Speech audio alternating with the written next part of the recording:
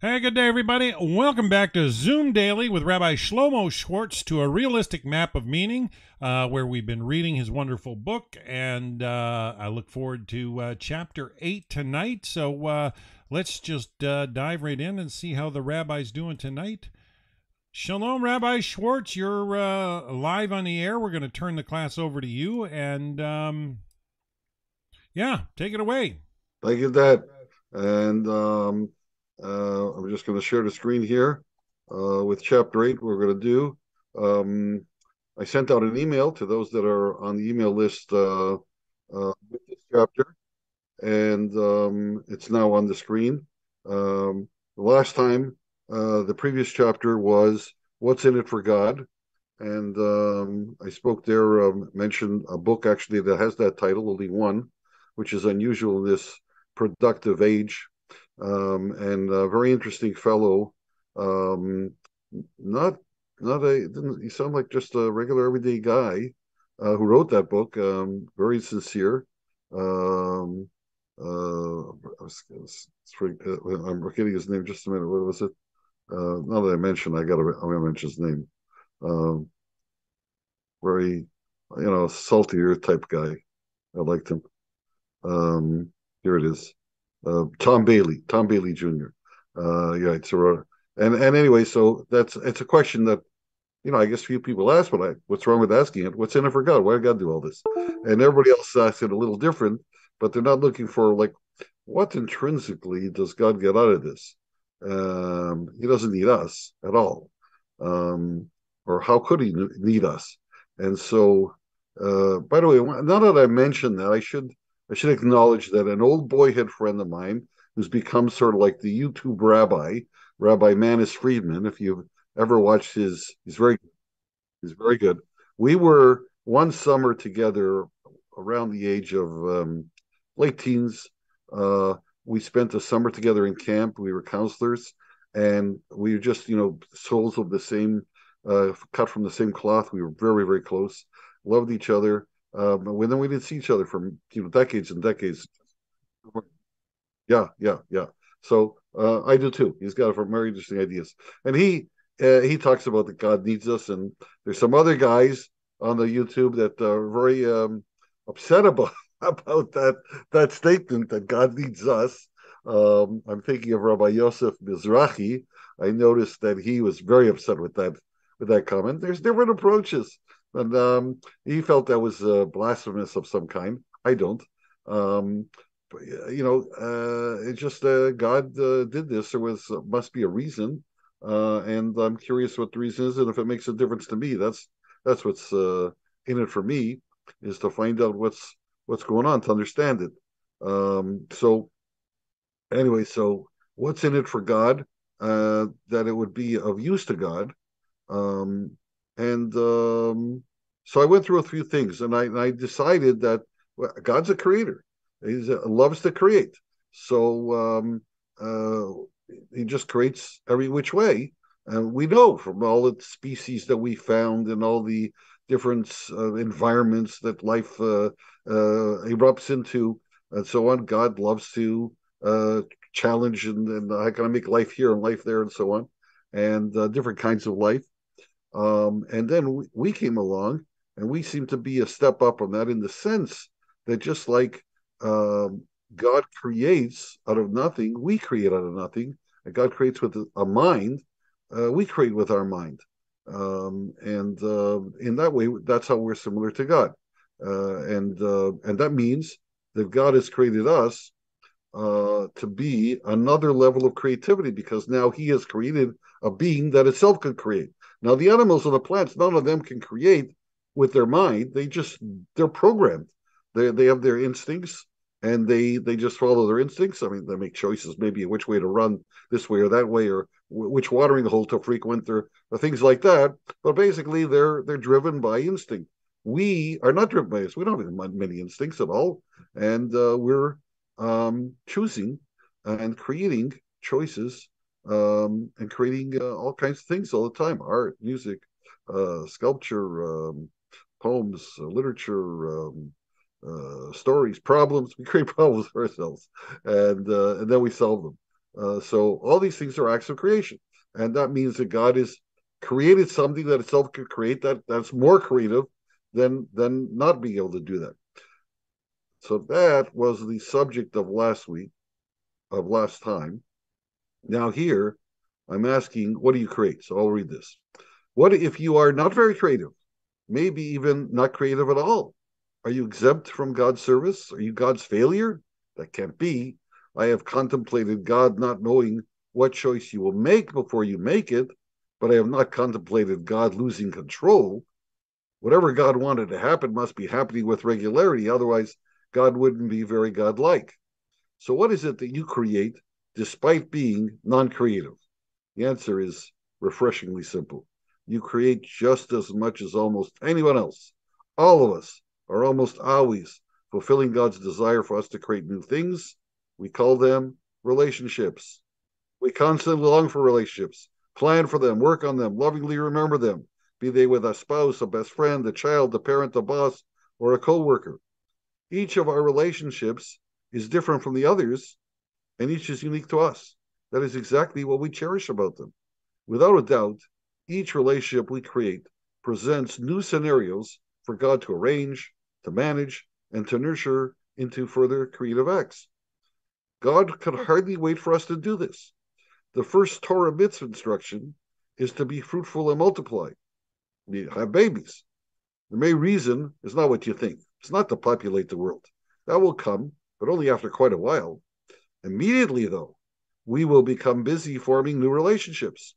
First with the baby, then with the child, then the teenager, eventually the heir, plus all the while with the spouse, who also changes with each stage.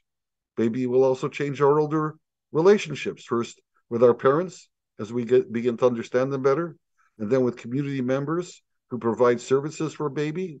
They change too. All the foregoing from just one baby. Wait till you try two. I'll never forget how when our second child came along, we were overwhelmed. Not twice as hard as one baby. It's 5 times harder than one baby. I don't know why. The third one's easy though. I got to mention that so people don't get dissuaded. Um, Remember my earlier analysis of Elohim, the name the Torah used to first introduce us to God. I emphasized that the root of the word Elohim is al, two letters that mean three different things: a force, don't, or to, depending on how they are pronounced. Back then, I started with force, that was al, because I was focused on these two letters as the name of God, and God is a force. Now, I want to start with their meaning of to, in the sense of one object to another object. That pronunciation is L, softer. That is a relationship. When you think about it, a force and don't further describe relationship dynamics. We are created in the image of Elohim, so naturally our most prolific activity is the same as God's, creating relationships, family creations. The drive to create is even more common within families. So common, it is automatic.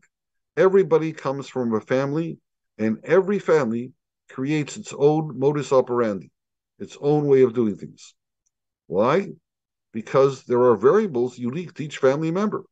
Start your list with the first unique feature of a face.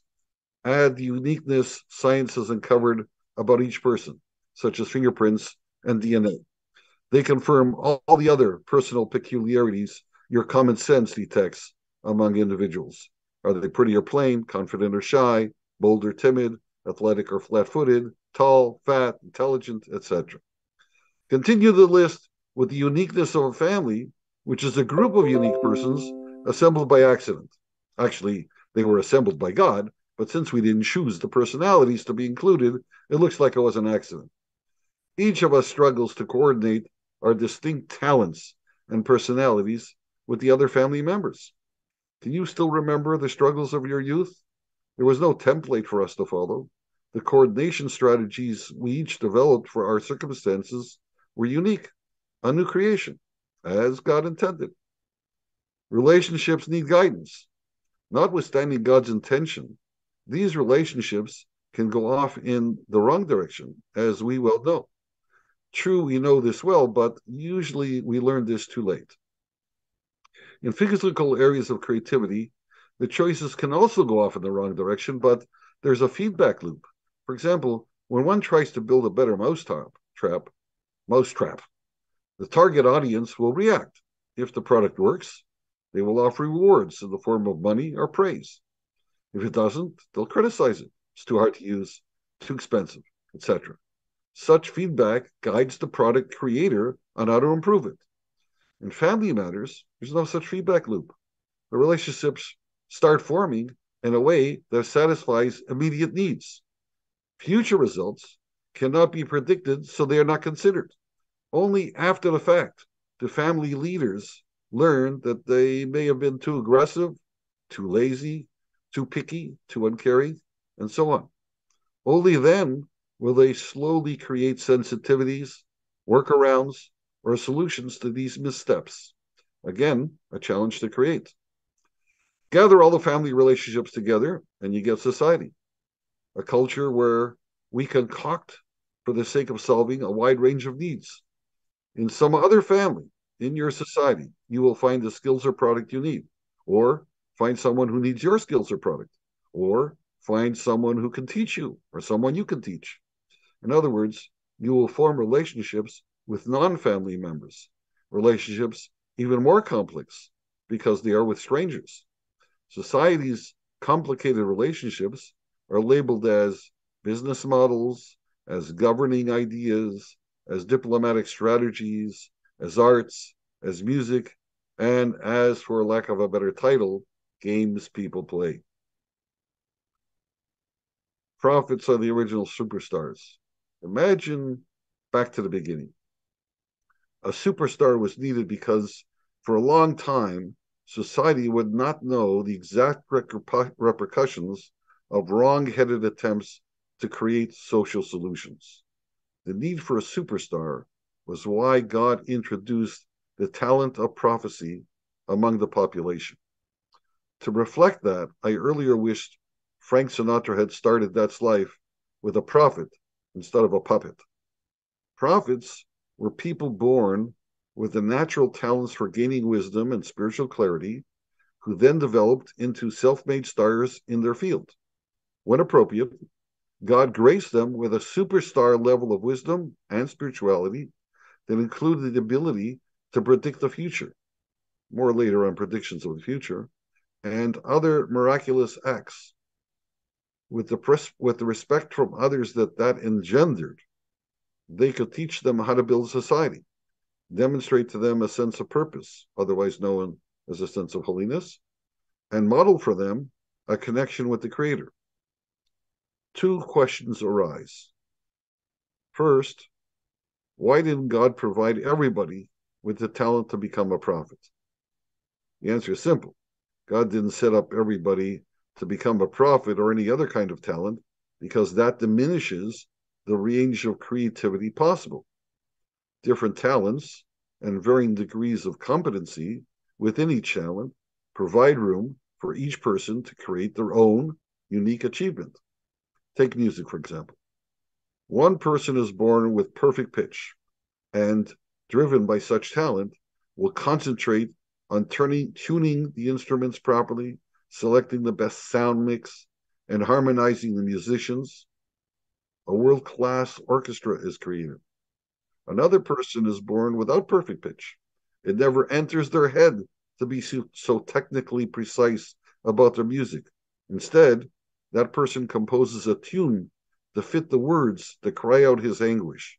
A haunting melody is created which mesmerizes a generation. Those kinds of achievements most of us notice. There are myriads of stars and superstars that we don't notice. You may be one of them. They're just as valuable to God because they supply the same creative output that the others do. Prophets were presumably the most noticeable. So then why no more male prophets? Second question. Why did God stop providing prophets? It is certainly a long time since we have had a prophet capable of predicting the future or doing miracles. I could answer as above, just like different competencies allow a broader range of creative solutions, so too do different environments, different cultures, and even different personality mixes. For example, well, a prophet would assist Group A to create an impregnable connection with God. A non-prophet would assist Group B to create a different connection, a weaker, not impregnable, not impregnable one, but the best possible under the circumstances. That would be their unique achievement, treasured all the more by God for the greater struggle needed to make it possible. Any and every connection with God completes a unique circuit, an electricity-like circuit of our life force, namely God's response to our creative choices. Call it spiritual power. There is another answer to this second question that may be more historically correct. God stopped providing prophets because the position got filled by charlatans. Everybody dreams of being a superstar, but few have the talent. Even fewer are willing to do the work required. There's a large temptation to fake it. Enter the charlatans. In the realm of physical creation, the public is not so easily deceived. They quickly learn what works and what doesn't. But in the realm of spirituality, the public is easily deceived because they also don't want to do the work necessary to master true spirituality. Consequently, God can no longer provide even one true prophet because that one voice of wisdom would be drowned out by 1,000 pretenders. That is what often happened according to the Torah record. Real prophets were unable to inspire change in the behavior of their countrymen, despite their superstardom. Other charismatic characters were more successful persuaders because they gave the people what they wanted, something easy. Unfortunately, people too often disdain the reality that a prophet offers, follow charisma instead, and wind up self-destructing. By removing prophecy, God replaced this trend towards self-destruction with the more modest goal of a connection that would be weaker, but more likely to succeed. There's a third answer, equally valid, to why God stopped providing prophets. Reality hasn't changed. The human condition hasn't changed. The challenges of character development and family relationships haven't changed. Prophets were the research scientists for the spiritual issues that arise.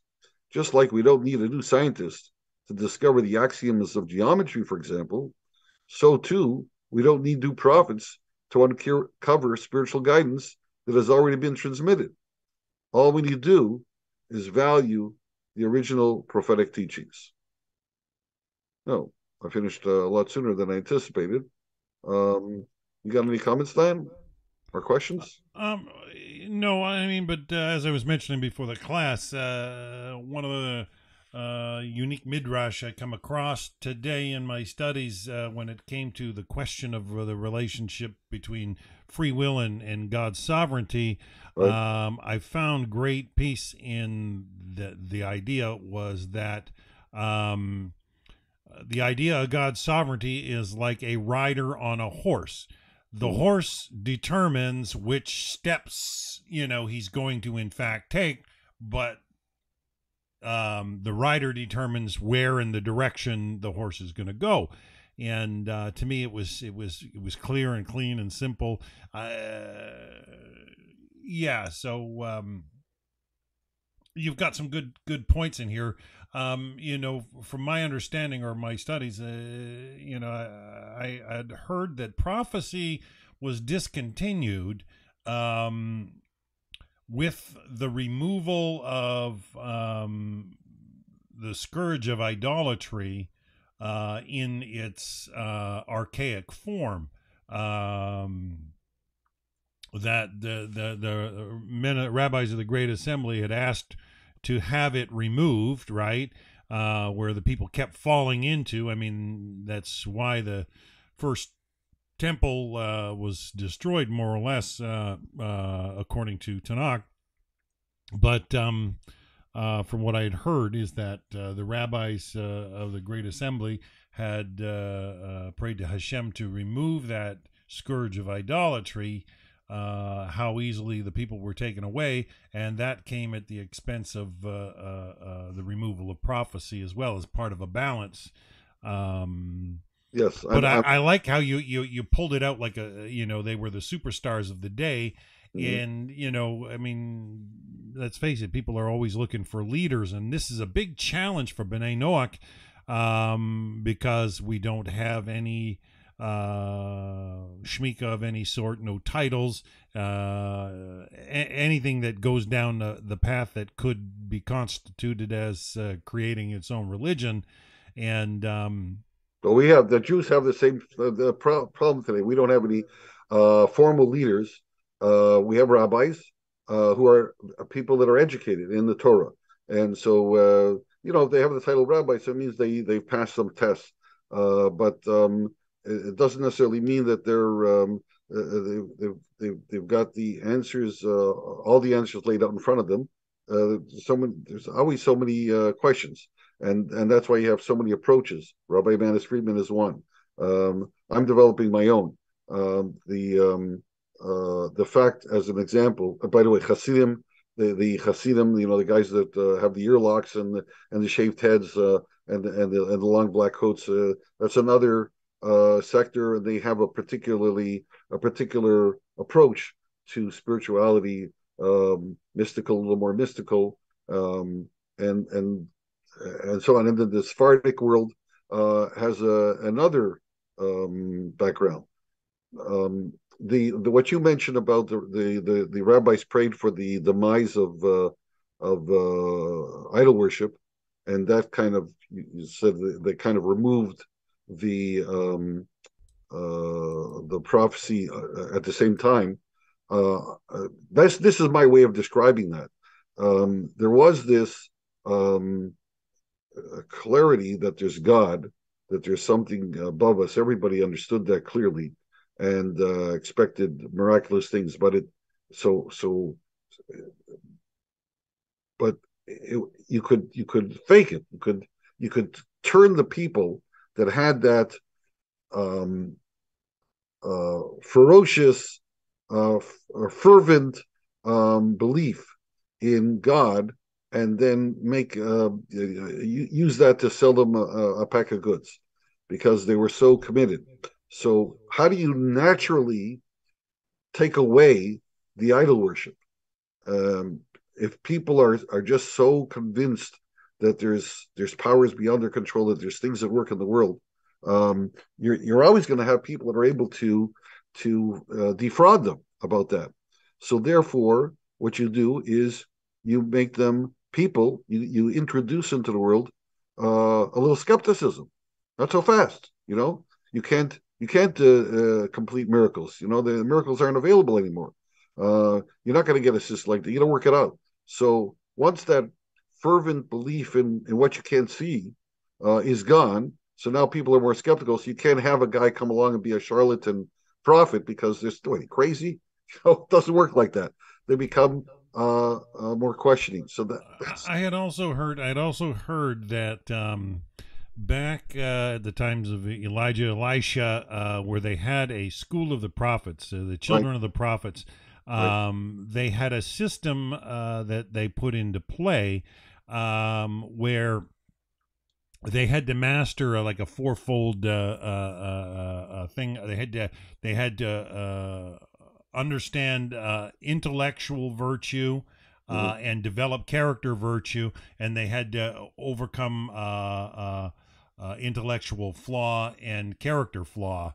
I mean, these fourfold work together: character virtue, character flaw, intellectual virtue, and intellectual flaw. And the way that all went together, I've brought the point up before, and I'm not sure where I got it from.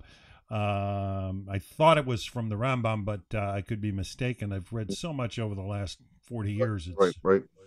Well, these things, these are descriptions of one sort or another of the four corners of the earth. There's life. There's four corners of the earth. There's life on this world, and there's all kinds of parts to it. There's character. There's intelligence. There's studies. There's facts. There's feelings. All of these things. In order to become a prophet, you first have to become intelligent. You have to become knowledgeable. Well, no more than the aptitude. I mean, of course, you have to have the intelligence, but then you have to apply it. You have to use it to better yourself. You have to develop the self-control. You have to develop the right attitudes, the right goals in life. What are your goals in life? You want a bigger car or a bigger house or more knowledge or more friends or more fame? What is it that you're seeking? So all these things are different corners of the world, if you like, corners of the earth, and they had to master each of the corners. So those titles of mastering this or mastering that, those are different ways of describing to me the same thing, reality, and all the components, parts that go into human life. And certainly the prophets, if you want to get an audience with God, if you want God to just Well, bless, they had to be, yeah, truly pious as well. Yes. right, you want God to just bless you with super stardom, with super intelligent or superpower of knowing the future, being able to do a miracle, you've got to be very close with God. And being very close with God means you've got to realize that you're nothing. We're going to get into this. You've got to realize that God's in charge of everything, and that whatever you see is just a mirage. It's all God's make believe story, so to speak, at His level. And once you're convinced of this, so then miracles will not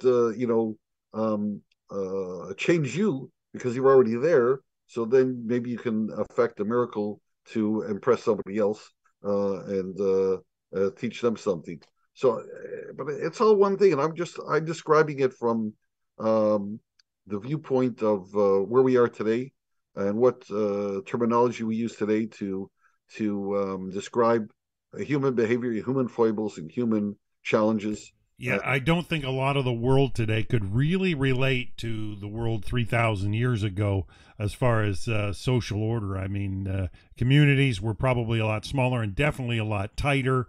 We can't even relate to each other on different continents. Who can relate to the people in Ukraine that have to flee for their lives? And like in a picture, we had a picture on the front page of the whole city is just a pile of rubble. Who can relate to that? You can't even imagine what it's like. It was my city, and it's all rubble. Where do I go? What do I do? I know. Yeah, we're nearing 100,000 immigrants here in British Columbia. I know you're in southern Ontario, Right. but we're nearing 100,000 immigrants from the But Ukraine. but that's one case. But then there's other cases, like how do you relate to people in Afghanistan that never had that city?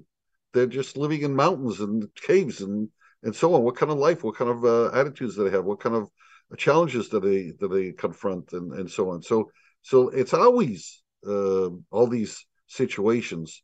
It's only God that can Well, I keep know, and you've mentioned that you picked up a few new students from Africa, right. and they live in huts, and like you mentioned, they still have to carry jugs to a river to get their water I and don't things see like any that. running waters yet. I don't know that they have taps. They they're walking through meadows as they're talking to me on their smartphone with a cow behind them.